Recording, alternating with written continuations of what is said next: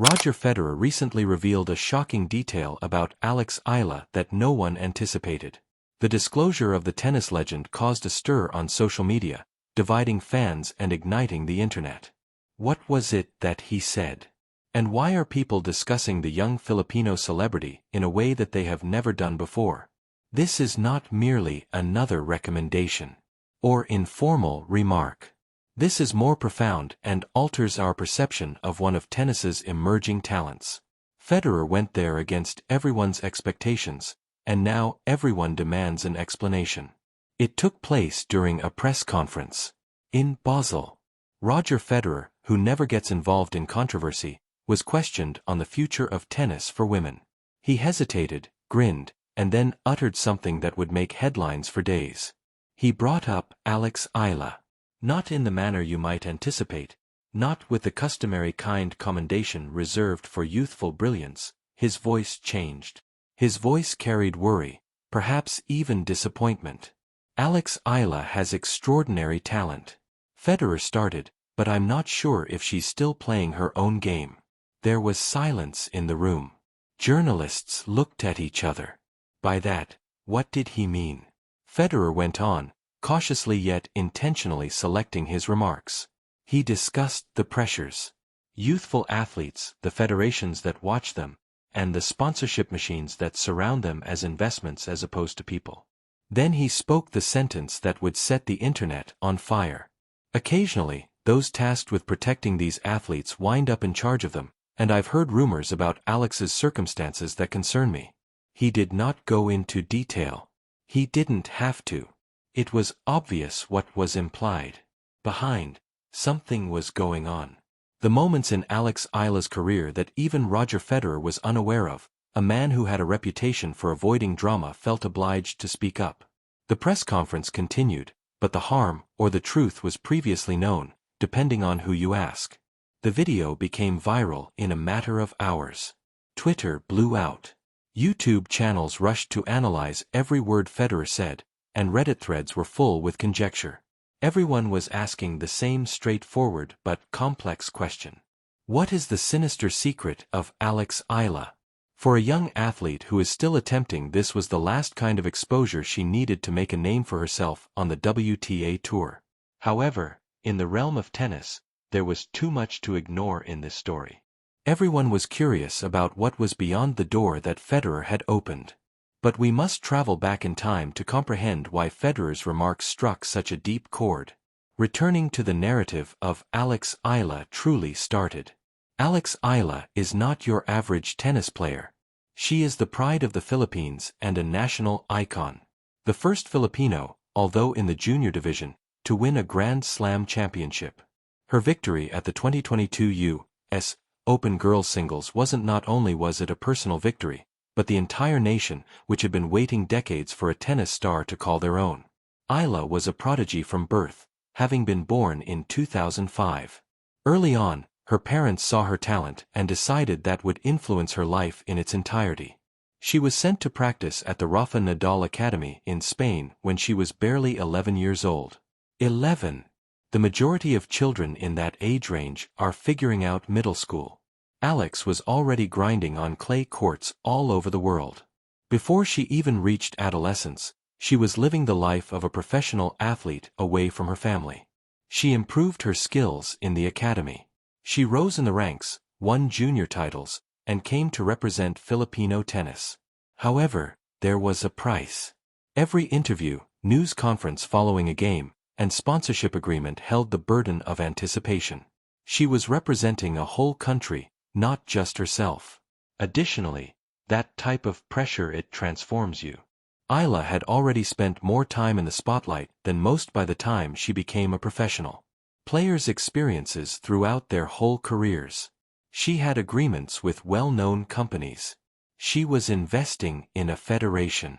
Significantly to her achievement. Each of her managers, coaches, and agents had their own goals. Her life was no longer her own. It was a well-run brand. From the outside, it appeared to be a youthful, gifted, and marketable rising star. However, insiders always whisper. Rumors circulated concerning her team's problems. and her sponsorship commitments. That set her timetable, suggesting that she was no longer in charge of choosing her professional path. Federer then expressed what many had been thinking, but no one had the courage to say it. The Philippine Golden Girl, Alex Eala tennis may not be as unrestricted as people believed. What precisely did Federer know, then, and why did he decide to speak? Right now. Federer withheld names. He did not assign blame. But it was hard to ignore the picture his comments painted. Sources close to the matter claim that Federer was referring to the enormous control that different stakeholders had control over Alice's professional life. This went beyond job counseling and coaching. This concerned a young athlete entangled in a labyrinth of financial obligations, federation demands, and sponsorship commitments that offered limited flexibility. What we know is as follows. When Alice signed contracts with significant sponsors, the contracts included conditions early in her career. Criteria for appearance, social media responsibilities, tournament scheduling were determined by what maximized brand publicity rather than what was ideal for her development. She was an extremely valued product. The federation comes next. The Tennis Association of the Philippines had made a substantial career investment in Alice. Her instruction was paid for by them. They funded her trip. However, there are expectations associated with investment. She wasn't merely defending herself in court.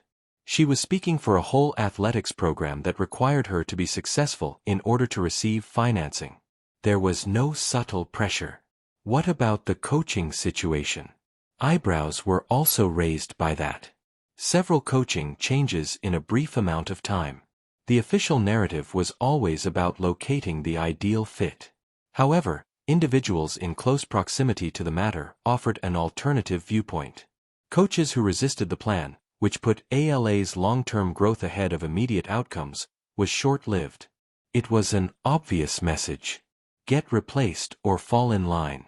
Federer has previously witnessed this. He had witnessed young brilliance burn under comparable pressure. He had witnessed potential professions fail due to a lack of agency rather than a lack of skill. He also noticed warning indicators when he examined Eala's circumstances. He then raised his voice. Speaking up, however, had repercussions. What was going on with Alex Eala was no longer the only question. It concerned whether Federer had the right to reveal it, whether his worries were sincere, or if he had simply made a young player's life much more complex. What about the internet? There were thoughts on the internet. Many of them. The reaction was swift and fierce. Strongly defending their tennis star, Filipino supporters swamped social media. Of Eala. Federer was accused of going too far and discussing a scenario he didn't fully comprehend. Of creating controversy where none existed by abusing his position.